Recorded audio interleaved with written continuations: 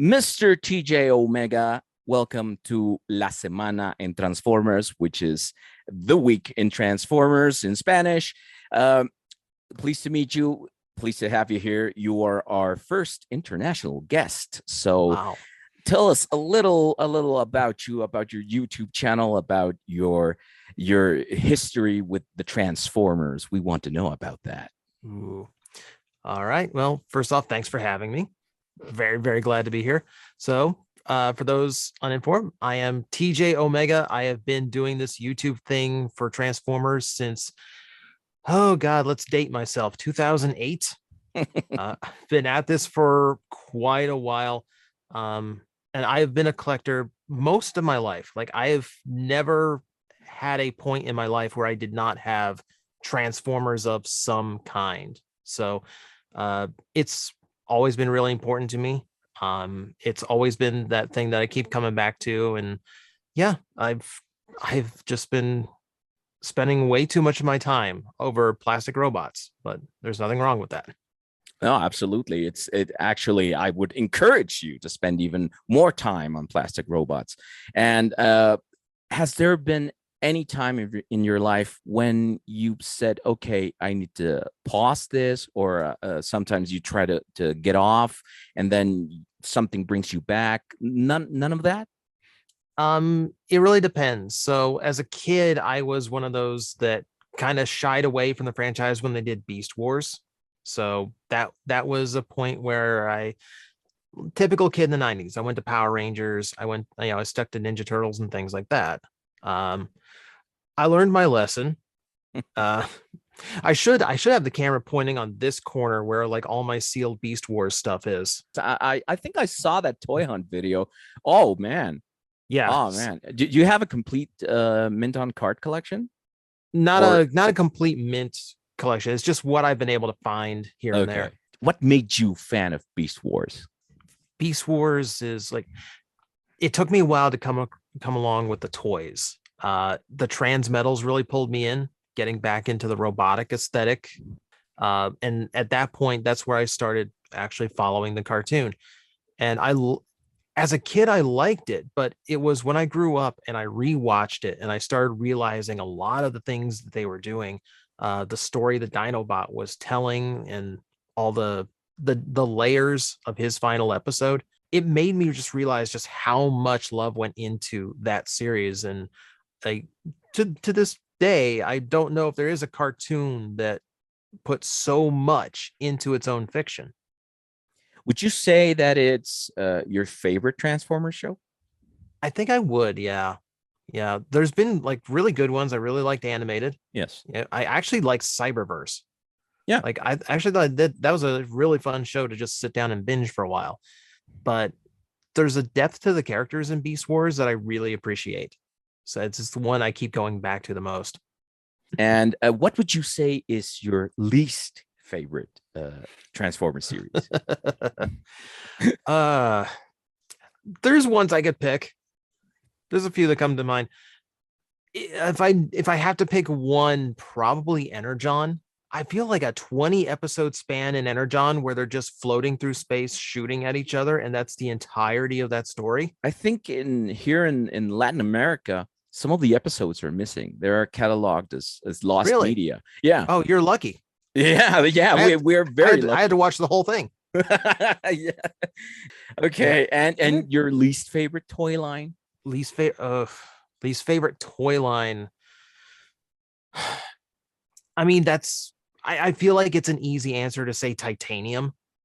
Yeah. I think that's the one I've made fun of the most. Like, I have the Plastic Addict episode. The worst Transformer toy I've ever experienced was that first Titanium Megatron.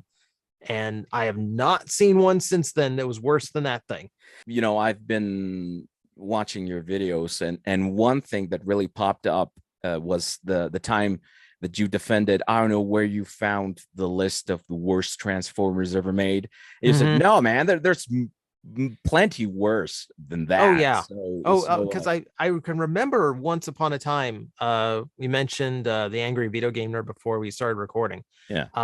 On that website, I remember a list that said like, oh, here are the worst Transformers ever, and like Grimlock was on the list. Like, Grimlock? Really?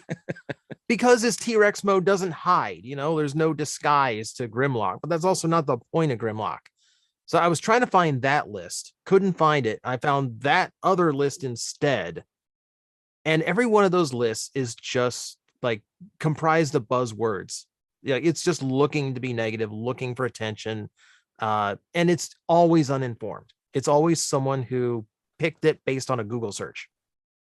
And what would you say is, if you have any, is your favorite figure or toy, even if it's not Transformers? No, well, luckily it is a Transformer. Okay. That is probably Optimus Prime from Cybertron. I do love like the really heavy aesthetic. It's a really powerful looking Optimus Prime. I love the options because you can have the fire truck or you can take the back end off and it's a semi truck again. You can have the super mode or you can have an attack base. You can have the mouth plate or you can have a face. It is an Optimus Prime that is whatever you want it to be, which, it satisfied a lot of people back then who were still, I like the RID Prime. I like the Armada Prime. Well, you kind of get everything with that toy. And what would you say is, if you have any, your least favorite toy or your most hated toy that you have that's in your collection right now? Well, that's the thing. Like we covered it with Titanium Megatron. Yeah. I didn't get rid of anything I did for Plastic Addict. They're all still didn't? here. No, I have them in a bin, kept in the back room in the dark, locked away. That's where I keep them all. I have someone who collects everything I do for Plastic Addict. Like that's his mini collection. He loves doing it. And like, who am I to argue? If you're having fun, that's nothing wrong with that. I see some video games behind you. Are you a big gamer? What is your favorite console? What is your favorite series? I do like my gaming. I don't get as much time for it anymore. I'm gaming. Usually it's on a Nintendo system. I'm a Nintendo kid. Like I got my Switch like right here by the monitor. Usually it's PC these days, just because that's the easiest one. I'm kind of old school. I like my classic Final Fantasies. I like my Mega Man, but if I'm feeling in the mood for it, I love any opportunity to play Borderlands. My girlfriend dragged me into World of Warcraft. I had podcast friends who for years tried to get me into World of Warcraft, but they weren't my girlfriends, so they didn't do it. What is your favorite Mega Man game? Choosing between children now. What are you doing? Yes, it's the Sophie's choice of this channel. Probably the original Mega Man X. It's the right balance between like the classic feel and all the new stuff to discover, all the new stuff to collect. It's an extremely polished Mega Man title. You have a favorite Maverick or Robot Master? Storm Eagle. Yeah. Every time Storm Eagle. And what would you prefer? The original Mega Man X or Maverick Hunter X? The original. Like I've played Maverick Hunter X. It's fine. It's a good little reimagining. I'm always gonna go back to like that nice nostalgia feel, that comfy, like I'm sitting on my floor with my Super Nintendo controller kind of vibe. How has YouTube changed your way of collecting or perceiving your collection as a whole? In a way, like it makes me appreciate it a lot more because I get to see how other people think of the things that I have. I get to kind of gauge where my own opinions lie in like the broader fandom, which is always interesting to see. It's also been dangerous because when you're in that YouTube area, especially trying to get new toys reviewed, you always have this feeling of like, I gotta get a video out of this new toy. Like I gotta let people know what I think of this one. And it gets bad because you end up buying things when you don't need to. You end up getting figures that maybe you didn't have a plan on, mostly because you're hunting for content. So like I had to stop myself. Like that's where I kind of figured I'm going too far. Does that mean buying things just exclusively to review them? I don't want to say I ever bought anything just to review it. I mean, because I always want to know, like, especially if it's a new mold, I always want to know how it works. And I want to know how it feels to play around with. But because I have the channel and because I'm looking for content, there's definitely that extra little push to get something that maybe I would have talked myself out of. On that theme, Josie772 asks a question. What do you think about those that shall remain unnamed? Pretty sure I know who you're talking about. um, there is an ethical side to that, you know, they claim what they do is all above board, but they have no proof of that. They don't get anything that's in package, so you know it came from a factory in Vietnam. I know this is how it operated in the mid 2000s when it was happening with animated and Revenge of the Fallen toys. Everyone was buying them straight from factories out of China just for the sake of YouTube clout, you know, and it took a lot of love out of the fandom. And it's really unfair to the other reviewers who kind of depend on those new things to get added attention, especially for new viewers to find them. You know, you're talking about like a young channel, you know, right these days, you know, wanting to start doing Transformer reviews. It's entirely unfair to them because by the time they're able to get the toy and talk about it, everyone's been talking about it for months. Everyone's bored of it. They're waiting for the next toy that isn't coming out for 4 more months. You know, it's something that can really harm a fandom in the long run and stifle a lot of fresh opinions that we really need to have. If you ever see reviews, what do you look for in a review?